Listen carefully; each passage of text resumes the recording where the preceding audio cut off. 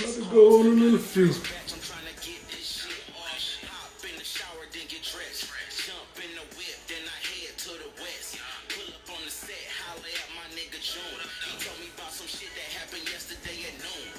This is Rap About Radio, man. Welcome.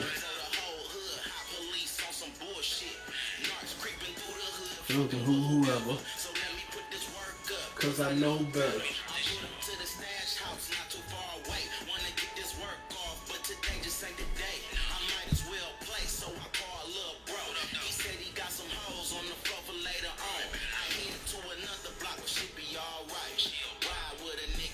Alright, bet. Hold on, let me see. Oh, bet. Where we at?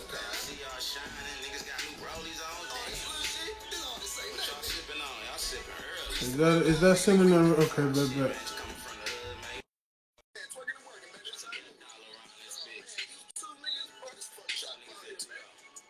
Well, we about to start. Yes, sir. What's going on with you? Ain't nothing, man. I'm blessed. How you living, bro? I'm all right, man. Appreciate you for connecting with me. I'm gonna go ahead and I'm gonna let my radio listeners know that we on now. That's cool. Do your thing. Yes, sir. I'm gonna let this song let them rock to this a little bit. Oh yeah. Do your thing. It's Rap About Radio, man. You know, so once this come on, we get into it, man. I appreciate it, man. How everything going? Hey man, I'm good. I'm just out here chilling. You know, they're talking about this season starting up soon, so we just getting into that. That's really about it out here, chilling. Same old. I bet. Say less. Hold on. I bet. For sure. All right, y'all. What's going on, man? You already know what this is. This is Rap About Radio, and for y'all that's been vibing to us, you know, we got a special guest this evening. Chef Kenny James, man. He's, a celebrity chef I wanted to connect with, and he's here with me on my IG Live, and I got my Facebook listeners watching as well. So welcome, Kenny James. How you doing, man? Hey, man, I'm good, bro. Appreciate you having me, man. Appreciate you. Yes, sir, man. I've been following you for some time or whatnot, and it was just, I see, I'm a foodie, you know what I'm saying? So I see different stuff that I like that look good. I was followed, but then I reached out to you, definitely connected with me. But for the listeners who not know who you are, man, tell me a little bit about, yourself outside the kitchen. Who is Kenny James? Well, outside the kitchen, I'm just a regular old dude from Oakland, man, that just loves my family. I'm just a real chill, casual person, you know what I mean? Like, I'm into stocks, I love art, I love music, and, I'm just into things that move the culture forward. That's just me on the outside, you know what I mean? I'm very active in what I would consider politics, but it's politics on a normal nature, not just X's and O's. We really just want to figure out what we want to do as a whole and as a community, and those spaces take us into a political space sometimes.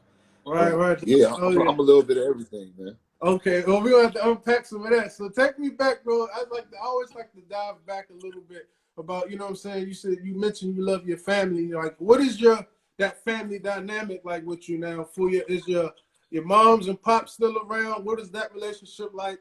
And then lastly, I think this is what I read. Did you have a brother that you may have lost?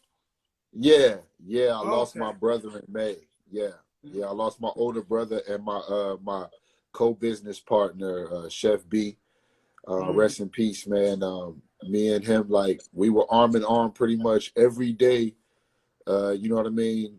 As long as we've been around each other. And it was just something that was devastating at the time. But yeah, my mom's is here. My dad is still here. Everybody's happy. I got a little brother, little sister. So now I'm the oldest again. And that's just how it is. Yeah. Right. So like growing up, you know what I'm saying? You grew up in Oakland, man. So I already know, you know what I'm saying? Like, what was that upbringing like? And then at one point as a child, when did you kind of know you had a gift with cooking, or how was that relationship with food? You know what I'm saying? Well, it's funny you say that, because I grew up in a few places. I was raised in Oakland in the beginning. Then my mom's moved out to Arizona. And then in between summers from Arizona, I was pretty much just going back and forth from Oakland and Phoenix. And that's how I ended up learning how to cook, was because mom's was at work. And she would call me and be like, hey, take the chicken out the freezer. And then taking the chicken out the freezer turned into thaw the chicken. And then once you thaw it, you need to do this to it. And after a while, it was just a nature and survival thing. But I started, when she was telling me stuff, going, nah, I'm going to throw my little 1, 2 into it. And I realized that I actually liked it. It just wasn't me getting instructions. I would call and be like, you're not coming home, right? I think I could do this. So, it was just the mix of having to cook for myself and my brothers and sister, and being isolated in a new place, because Arizona was different for us, not really having anybody out there. So, we just had to do for ourselves. So I just turned necessity into a talent. I like that. I'm all about do for self. That's my thing. So, but like, at what point, you know what I'm saying? Like, cause you grew up in sports as well. You know what I'm saying? Like, so what was the dream at first, or was it always cooking, or was it something before that? And then as your maturation, you was like, oh man, you know what? This is my gift in this. But what was it before? Football. Word. Yeah, I was a great offensive lineman. I loved it.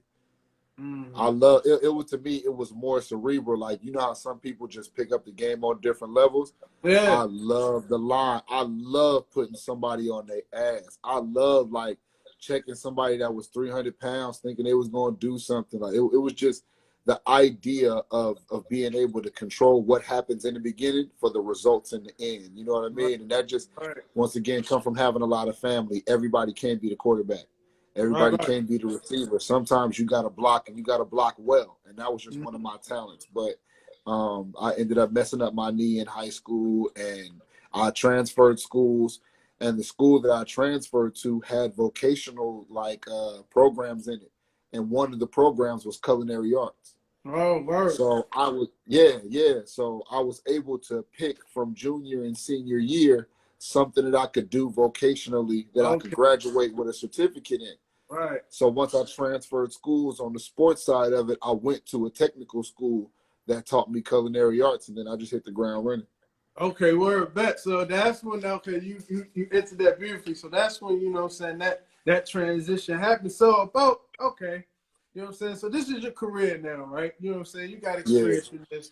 Like, this is, mental breakthrough. So my first pillar for I like to want to know about is like the faith aspect of it. Are you spiritual in any kind of way? Because if so, like, what was it about culinary, and when did you have the faith to hit the ground and run it? Like, what was that process like? I've always had the faith that the food that I was eating was really better than other people's, because low key, like my mom and me and my brothers, we've always thrown parties since we was like 13. So we would have people come, and the difference between our parties is we have food. So most people was just throwing parties, and they would have whatever to drink, just music loud. We had a full buffet setup. So when people was crowding around the buffet more than they was on the dance floor, we said, okay, we got something here. This is the difference. So everybody would ask when we was throwing another party, because the food was good. Fast forward to culinary arts, I'm introducing some of my flavor to the culinary class, and it's actually working out. I ended up making a sweet potato pie for my baking final. And they was like, oh, this is good. We like this. So I said, okay, well, if I can take something from home and bring it to class, then there must be something here, And I just liked it. I liked it. I wanted to go to do cruise ships. I always had a passion. Once I seen that. No, man, that's crazy. Once I realized that the work, it's like going into the military, being on a cruise ship. Really? You're working. Really? Yes, man. Like, if it's any chef, and I would give any advice to any chef that's around 18, 19, just got out of school, you're not doing anything. When this cruise ship life pick back up, you talking 13-hour days, 6 days on, 1 day off. You constantly on a boat, you constantly cooking, you constantly moving. It's a great way to stack your money. It's like the military, but it's very tasking. So for me, I felt like it wasn't my route because I had to stay home. I had other things that I felt was more for me. And school definitely was something that I had to put on the back burner once I realized they wanted $125,000 a year for some of these top culinary schools. Man, you know, yeah, we all don't have that. You know what I mean? Yeah. So I just had to revamp the plan and figure out how I could get myself to this point now without having to pay everything that I did. And I was blessed to just be able to be put in position. No, right. No, real quick story. So, for real, out of high school, you know what I'm saying? Hey, you kind of figure out what you're doing. Your hoop dreams is kind of like, So it's like, dang, I wanted to cook. So I did try to go to culinary school, but they wanted to bag. I was like, oh, no. Yeah. You know what I'm saying? No. But that's interesting. So you was, you know what I'm saying? So outside, you know what I'm saying, the arts, you was hustling the food for real, right? You know what I'm saying? Like catering and stuff like that? Yeah, I mean, I was basically trying to do plates for people, or I was always in the position to cook for someone, so they would tell me that the food was good. So for a long time, I worked in the industry for people that had traumatic brain injuries. So I was an in-home care facility person, and I would work the evenings. So now imagine you got somebody that's stone cold crazy, but they eat your fried chicken, and now they smiling at you. And then, you know, like, they're not going crazy. You know what I mean? Like, they legit, like, right. I'm like, yo, man, I'll make that chicken if you go sit down. You know, they off their meds, but they'll chill out. So, okay, I got something here. You know what I mean? In all honesty, that's the faith aspect, is that I feel like my faith was, even though I wasn't in a kitchen or wasn't in a 5-star restaurant, I was put in position to have my food critiqued constantly. And then I was fortunate enough to be in a facility with those people who had diabetes, they had sodium issues. So I learned how to cook in certain ways where the food was good, but I could stay within their dietary restrictions, you know? And then that fast forwards to the league, and that's just divine intervention, staying on my path, even though it was veering me in so many places I never thought it would go. Yeah, so that's interesting, because I'm really curious, like, how did that, you know what I'm saying? Even to get in those places back in the day, you said you was doing for subs. So how you come across, you know what I'm saying, was it as a cook? Do I apply to this position to work in these homes, or is it just word of mouth that, you know what I'm saying, the neighborhood know, like, hey, bro, how, bro, to cook, you know what I'm saying? So how's that? No, ironically, it just came with a part of the job. The job was you would show up and work from about 2 to 10. And you would let them in the house, and then you would cook them a little bit of snack or something like that, and then end up cooking them dinner. Most times, it's people cooking out of cans or cooking out of the bottles or making just basically boxed macaroni and cheese, things that the average person would cook. But then I was taking my culinary experience and cooking it inside of the house just to keep my skills sharp. Because I had the opportunity to cook every day. I didn't want to lose my skills, and I didn't want to just let them go to waste. And I figured I could use them on the guys. So I just started working on different recipes, working on different things. And as the food started progressing, I would say, okay, this recipe is a good recipe. I'll file that for later. You know what I mean? Because if a dream has an infinite amount of time, then everything that I was doing was still preparing me for where I needed to be. So I would just file every little piece away. Everything I did was all for the grand scheme. So now I was just about to go there with you, because it seemed like, okay, my next pillar is character, right? And I think I read too that you also give back, you know what I'm saying, to shelter homes and things of that nature. So how was your character developed? So I assume the character was developed through those experiences.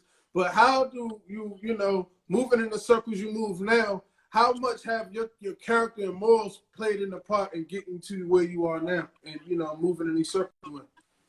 I think the highest things you need to have, because it's the one thing that money can't buy in a space where everybody has money. You know what I mean? Like, so if I'm the one person who isn't like my peers who are traveling and jet setting and often paying my salary, I have to come in with a high level of character and morals. You can't buy me. You can't influence me. You can only be my peer and someone that I respect outside of this life. So that way we don't have a monetary value that you think you can reach with me.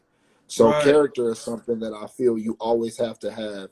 And I've always kept it because oddly enough, when anyone asks me about character, I got it from court, to be honest.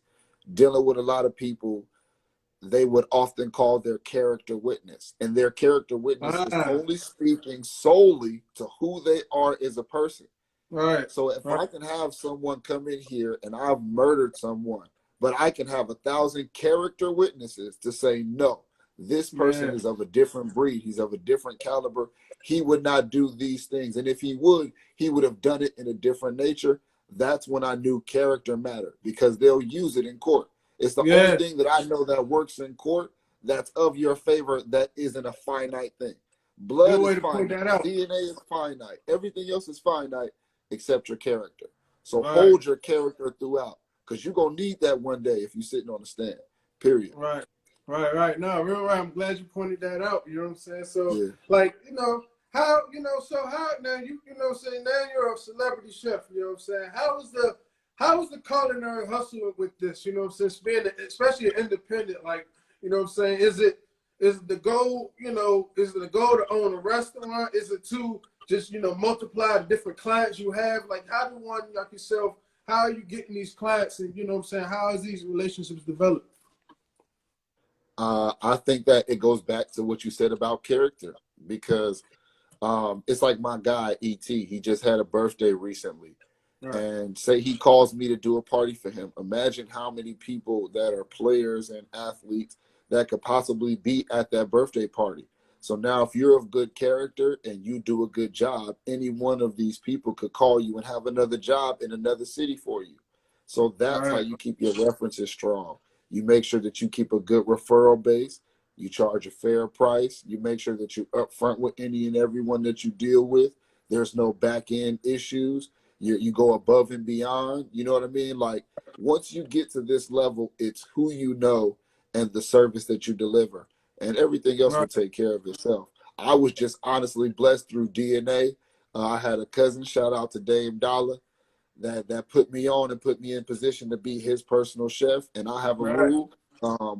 I have one thing that I say, speak well of me and I'll do the rest. If I have one position and I'm in that space, I'm going to come in. All I want you to do is speak well on my name, and I'm going to make sure I don't mess that up, so we both be in a good position. And that's got me here this far.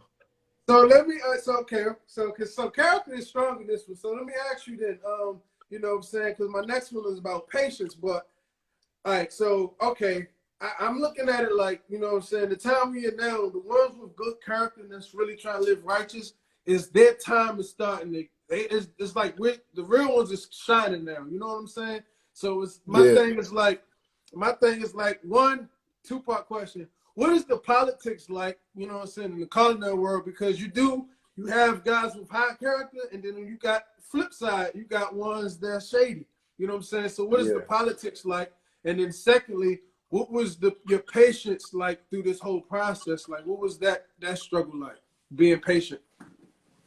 I feel like it's a process that takes a very long time, because there's so many different realms once you get into cooking.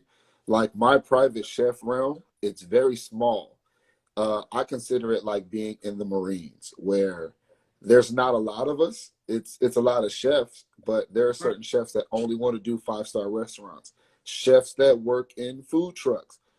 Chefs that are former 5-star restaurant chefs that are now in food trucks. They still want the same respect. They don't want to be seen as less than because their sushi is coming out of a truck. You know what I mean? Like, there's so many brands of types of chefs. There's so many lanes that we all respect each other. We're all mercenaries. We're all out to get it. It's just there are certain people that are snipers. We in an elite space. And you don't argue in this space. Everybody who's in this space knows I'm looking at a fellow sniper. So I don't have any, you know what I mean? Once you get up here, everybody knows there's a reason you're here. So it sounds like, okay, the crab in the bucket mentality, it stops. So I'm not to put nobody off, because I know people personally that's doing food trucks and that's really good at it. So is that a part of the climb? You know what I'm saying? Like, you go to the food trucks, you hit the caters, and then you boom. It can be the only way it's a part of the climb is if an athlete goes to your truck, says your food is good, you do a birthday party for them, and then you show them that you can actually make food with dietary restrictions for the rest of the week. Because it's one thing to be a flash in the pan and do the food truck and all of that. It's one thing to have some good macaroni and cheese. My macaroni and cheese is good too. But can you do it within 100 calories? Can you do it within a certain amount of restrictions every day on a certain time? Can you be at the player's house?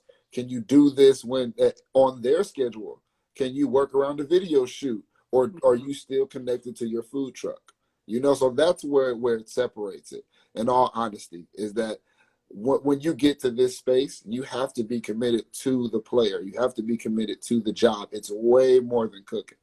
But see, okay, so man, this is interesting. So, you know what I'm saying? I would think when I get to this space, I wouldn't necessarily need my food truck. Maybe I could hire my little homies to run that. You know what I'm saying? But like, you know what I'm saying? Like, when I get into this space where I'm having a high-end client, can't I just multiply that and that I could live off that? You know what I'm saying? Or is it difficult? You could, but the thing about hiring on the food truck is those people are what I've come to find, unless you have real loyalty, no one wants to work for you once they realize how much you get paid. True. So if you're saying, I'm going to leave this food truck because I'm going to go work for a private client and you're going to work for me, that means they're going to start counting your chips and say, hey, man, I need to work this if I'm working your food truck because you over there doing that. So it causes a conflict. You know what I mean? Like, you got to be committed to the job and know that that's your focus. So how do we change that mindset? Because because I know you ain't lying, because I know a couple of some celebrity chefs, and I know some stories that like, I know what you mean, but how do you change that mindset to where, because you're putting them on and you're giving them opportunity, you know what I'm saying? So how did we change that mindset? I think that it has to do on the 4 principles that we talking about now. If that person does not have those 4 principles, then they're not looking at it as a path to their next journey. I can't look at how much my supervisor is making at the group home. All I need to be worried about is cooking this food. That's not my job. I don't need to worry about how much the owner is making. If I was worried about that, then I would have quit because they were getting a 5-star chef in a group home. I would have looked at it the wrong way. You see what I mean? So it takes those 4 pillars of me to have the faith and the patience and the character and the love of cooking to do what I want to do regardless of it.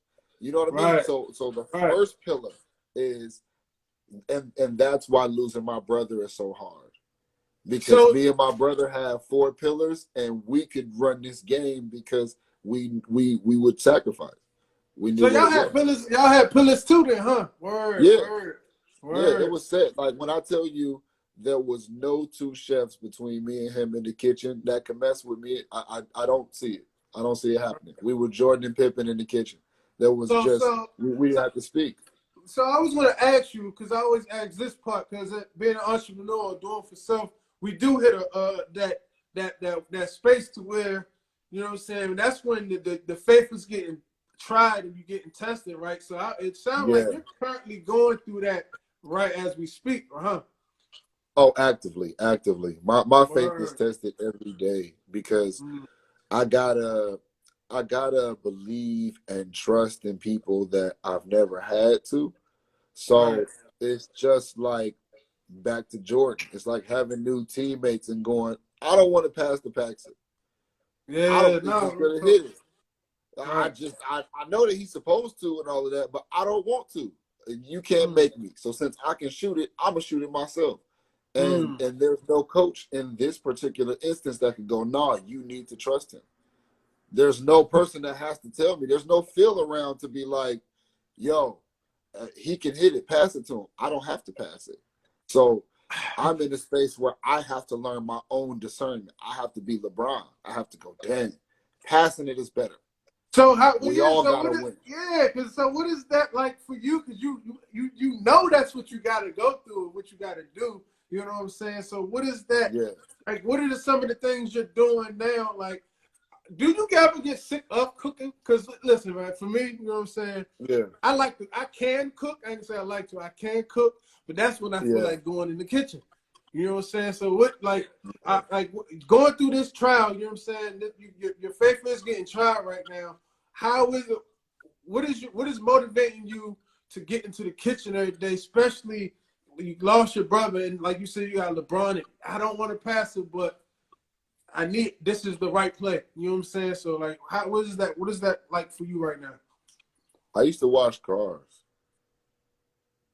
I'll wake up and go, do you want to wash cars or do you want to cook food for athletes? You can't get sick of your job. You know what I mean? Like, it's players that are tired, but they're like, do you want to sell cars or do you want to play 40 minutes in the game that you love?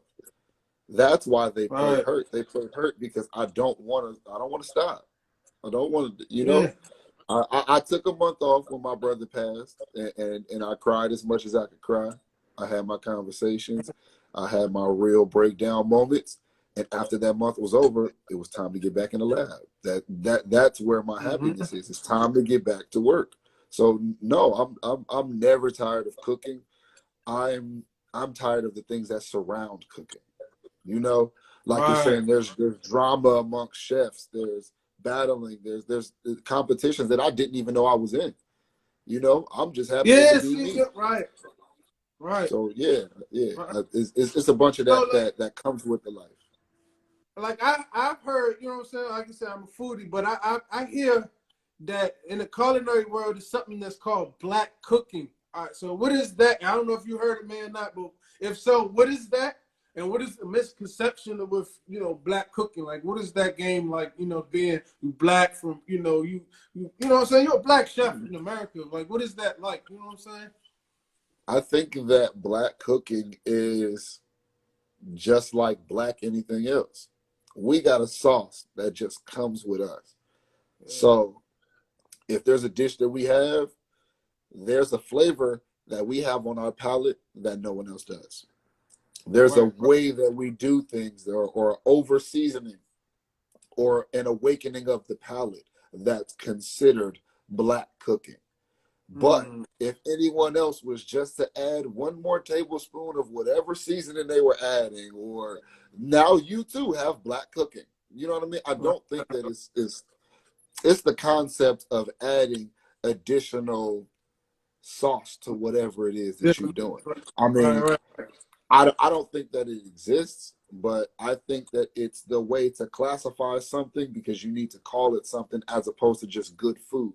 Right. You know what I mean? So like you said, so is that part of the branding? You know what I'm saying? Like each chef has their own special sauce that go on the palate. Is that a part of the branding? Like each one, you know what I'm saying? And then, but so what is it like? What is it? How do you feel when? How do you feel like when someone still like, you know what I'm saying? Because in your experience, I'm sure you've seen people go through their faith getting tested and be stuck in a place, and then you see ones that probably maybe try to steal your sauce. What is that like? I mean, the best part about my sauce is that I made it. It's cultivated from being humble. It's cultivated from working in places. It's cultivated from the relationships of who I am from top to bottom. So what makes my business is you don't have my contact list. You know what I mean? I say it like I give it a simple, we can go contact for contact, celebrity for celebrity, athlete for athlete, and I guarantee you're going to run out of people before I am. So that's why I don't worry about competitions, because my character allows me to have a Rolodex of people who can speak well of me and give me business and refer me to other businesses.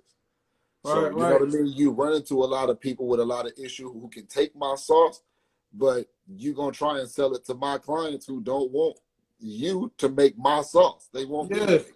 You know what I mean? So you just got to know who you are at this level, at least. I mean, I understand that people steal recipes all the time, but at this level, it's the ambiance that you set. It's the energy that you create with that client. It's how fast you do it, how clean you do it, the music that you play. If you can be cordial, if you know their mom, like it's So just you so gotta many do. It's more. more than just being in the stove, being in the kitchen. Like Yeah, you got yeah. music. So you gotta be a DJ as well. Oh yeah, because imagine coming in and playing some drill rap in the kitchen, and somebody doesn't want to hear that while they in their home. You need to know what music balances you and them, and if you can ask them to play music, or if you have to be quiet, or if you have to have headphones in the entire time. Mind you, you got headphones in, but you're trying to be attentive. You're trying to listen to what they're saying, but keep the music going because that's what helps you cook. That's what helps you vibe. Okay. I listen to audiobooks. I listen to audiobooks and podcasts so that I can gain information while I'm cooking because my body's already doing the cooking part. So No, see, I'm tripping. I'm tripping because at first I'm thinking, you know, and I know it's times like this. You know how we are. We in the kitchen at the island. You know what I'm saying? And we all family at the end of the day. I'm thinking you have to be the DJ of the house radio for the. You know how it is. You know what I'm saying? But, no, but that can't happen because if they say, "Yo, if you're gonna listen to some music, pair your Bluetooth to the speakers in the house." You can't be selfish you are playing will be on the house speakers. So sometimes you are inadvertently the house DJ. So now they want to go, oh, okay. Chef got some taste. And if you don't have any taste, then the food ain't going to taste good. You know what I mean? Right. You cannot trust a skinny chef and you can't trust a deaf DJ. You know what I mean? So you gotta be so many things at one time that you essentially gotta learn how to play it all. You know? Hey, no, real rap. That's what's up, man. I play music when I cook too. You gotta get in the zone. So like, you know, my last, you know, the love. You know, I want to touch the love. That's my last point. But one, you know, where do you shop for your food? Like, you know, now speaking, you know, of health, you gotta be mindful of the type of food and the calories and stuff you cook. So like, what is that process like? Where do I shop and what is my budget? What should be my budget going out to? It don't have to be, you know, the Damian Lillard, but you know what I'm saying? What if I'm somebody who cooks for somebody? Like what should I look for as a chef that's, you know, trying to please a client? You know what I'm saying? Where should I shop? I would shop at any local marts that they have. So try and find the local brand of whatever organic whole foods they have. Out here, they have a Zupans and New Seasons. So if that's the first place you want to go, it has the most organic produce and it's high turnover because they don't keep a lot of produce on hand. So you're going to get the freshest of stuff often. That's your first place that you want to go. After that, you start going to your Whole Foods and things like that, and then just work your way down. But some clients have different budgets, so they're not necessarily concerned about what store you go to. It just makes sure that it's organic.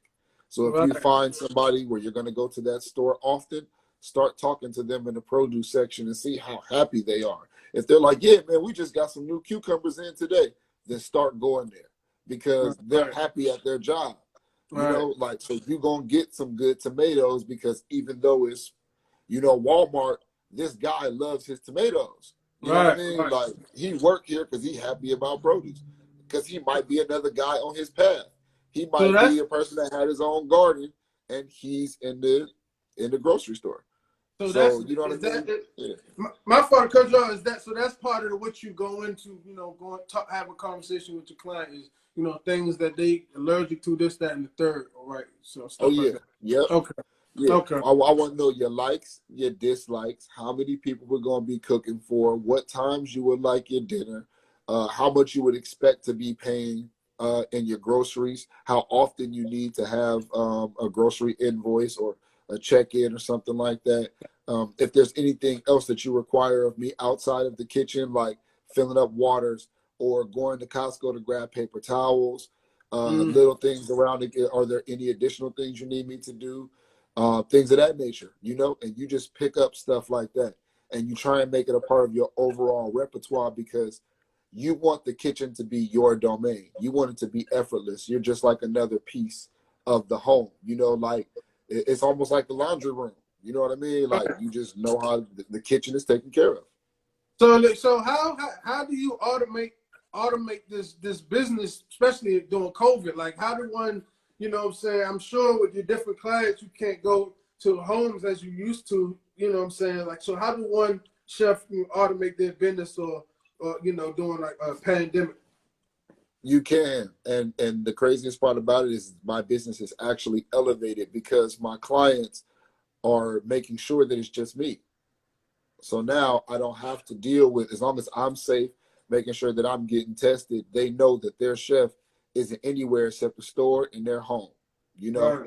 So it's not hard on them at all. You know what I mean? Like I can see how in different businesses where the food is limited and things of that nature. But with me, my clients know me. They know that I'm keeping everything safe and keeping myself in the best health possible. So that's how I just stay around. Right. So, okay, to bring it all home, you know what I'm saying? Cause I think you dropped a lot of jewels. Oh, even my mom wanted you. She probably watching. My mom wanted me to ask you this: Do you cook? Do you cook vegan food? And if so, how did she get some of your food? How can she get some of my food? Yeah. Okay. I could try and freeze it and send it. I've never done that, but I could definitely try and freeze it. But okay. Yeah, I cook vegan all the time. I actually was working with one of my clients and his boy Will. He was on the Dr. Sebi diet. So I cooked basically for him at the most raw and most vegan state I could. And then we just worked our way up back to vegetarian. So yeah, I'm well versed in vegan cooking. And it's funny because Dane right now, he was actually just going vegan a couple weeks ago. Yeah. So are you vegan or like what Nah, I'm not vegan. I can't do it. I can't do it. Especially because I gotta taste food all the time. So like tasting meat all the time, like if I fry a wing and taste it, I'm not vegan no more. So I'm not gonna hold you too long because it's good, man. I got plenty of time to survive. As like, cause when I cook, right, my mom get on me because sometimes I don't taste my food. Sometimes I just know it's gonna be good. You know what I'm saying? But is that a rule of thumb though in culinary? You supposed to taste your food as you go? Because I think yes. Okay. Yes. Yeah, because you don't know what you're doing each step, but after a while, once you get good at it, you'll know you've already passed that step and what it looks like. But you need to know at each point in time what you're tasting because every flavor elevates something else. Gotcha. Once you add onion to it, it might taste good, but if you add too much onion, now it tastes like onion. So you got to right. So okay, So what is so what you know she funny. So what if you know what is the next goal, I guess, in the culinary world? Is it getting commercialized or like what is the you know what I'm saying? What's the next big play in that space? For me, it's working with my brand Pro Trusted. I'm a partner with a couple of guys that I'm affiliated with. We've actually worked out really a nice concierge business essentially for all of our athletes. So what we do is if we have an athlete, he's in a particular city and he needs all of these services that we provide, we pretty much just contact everyone and then get them hired in one streamlined service. They pay us and then we just get everything done. So it's like an Airbnb for concierge athletes and it's called Pro Trusted. So, you know, that's my next big play. And then once I do that, I'm out. I'm headed to the stock market at 40. Word, damn, so much. Damn, stock market. I do a little trading, you know what I'm saying, with that as well. But you know, last, couple questions. What countries do you admire the most for their food culture? France, for sure. Paris. Really? Yeah, easy. Hands down. Because that's what oh man, listen, like so you can't word? France. Not Jamaica, like, not hey, listen, the difference between any other culture is you can know words, but they put those words and turned it into a song. You know what I mean? Like, so everyone in other cultures they were cooking because that's what they did to survive. People in France where I'm going to cook as an art. I'm going to turn this into something that you can eat.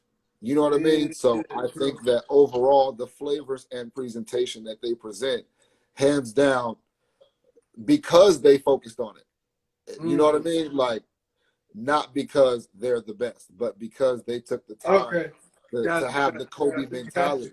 They went, it's like a souffle. You know how many times they had to realize that I can't open the oven door because this souffle needs to bake and it needs to rise, and then tuning it and tweaking it. After a while, we would have said, man, it tastes good. It didn't rise the way I wanted to, but okay. But they had to tweak that souffle recipe over and over and over again until it got right. And now we eat them. You know what I mean? Man, so that makes sense. That makes sense. Well, shoot, you covered a lot, man. I appreciate that. So to wrap it up, man, you spoke on the love, everything. So, but I'm a young chef, man. What words would you have for a young one, and what do you look for personally as well to young chefs getting in this space on how to elevate and move up in this world? I'm looking for individuality, creativity, and drive. You know what I mean? Like, know that there's a bunch of chefs, but it's only one you. So use that creativity that you have to just put yourself in position, and then just never stop working, because you're always working at different things. You might have to work at Adidas. I was working at the Adidas store. You know what I mean? Like, I did so many different things. So you really got to have drive. You got to be able to know that you're ready for the situation, but it's going to put you in several different lanes until you get there. You know what I mean? Every chef isn't going to be able to be blessed to walk into the position that I did. I was happy that I was doing everything that I was doing and didn't have anything weighing me down when I got to my chance. But if you're in a position, just try and understand it's a long game. You know what I mean? Stay the course. Last little part, because that was interesting too. So, you know what I'm saying? What would my investment process be like? Because I could probably, to a degree, not to be in your shoes per se, but I could probably force my way into these circles, right? If I invest properly into my craft, like, what does that look like? Right. Yeah. I mean, honestly, it would look like you showing me everything that you need to show, and then we just put you on with our client list. And that's what Pro Trusted is that we are taking those people that have those situations, because I can't be in every city. So if you have that drive and you're in Kansas City, and I have the contact list to someone that's on the Chiefs, maybe a player got traded. Maybe someone has a friend that plays for that team, and now they need a chef. So if you're showing me that drive, it's my job to pretty much connect you with your destiny. And if you wanted to get on with Pro Trusted, then that's how it would start. It's the same way with if you're a masseuse, if you're working with reflexology, if there's anything that you do involved with athletics, you can just connect with the Pro Trusted brand, and we'll vet you. We'll make sure everything is good. And you can go from not having any clients to having multiple clients. Okay, good. Hey, man, thank you. I appreciate you connecting with us, man. I hope everyone took something away. And you talk. Okay, let the one on the radio know. Let the radio's listeners know just where can they, your IG, where they can find you and everything. Okay. They can find me at Chef Kenny James on IG. You can find me at K James Cuisine on Facebook. That's really the only two places I'm at. Usually, you're not going to find me posting a lot, but check my stories, because you never know where I'm at, and you never know what I'm going to post. So my stories is lit. Okay, bet. And someone said, they said, what do they need to, they get in touch with you, what do they need to provide? If they get in touch with you, like, what would they need to show you? I just, with Pro Trusted right now, if you want immediate placement, I need to know that you have had a prior client that's professional, and then they'll need to give me your referral to make sure that I know that, okay, you have been with someone in this status. If you're not, then I'm just going to need some of your food, and then I actually travel, and we give you a 1 week trial. So I'll be in your city. I usually have a client or someone I know in a particular city. So I go there, and then I see how you handle it. If you can be put in a situation, I'll potentially introduce you to my connect in that city or that client, and then you just go from there. So it's pretty fast if you're ready. Yeah, hey, man, definitely, man. We need to connect. Put a roll call out, man. Hope you get that out there or whatever. Man, appreciate you for connecting with me, though, man. For us, Again, man, thank you. You dropped a lot of jewels and whatnot, man. Again, we'll connect again soon.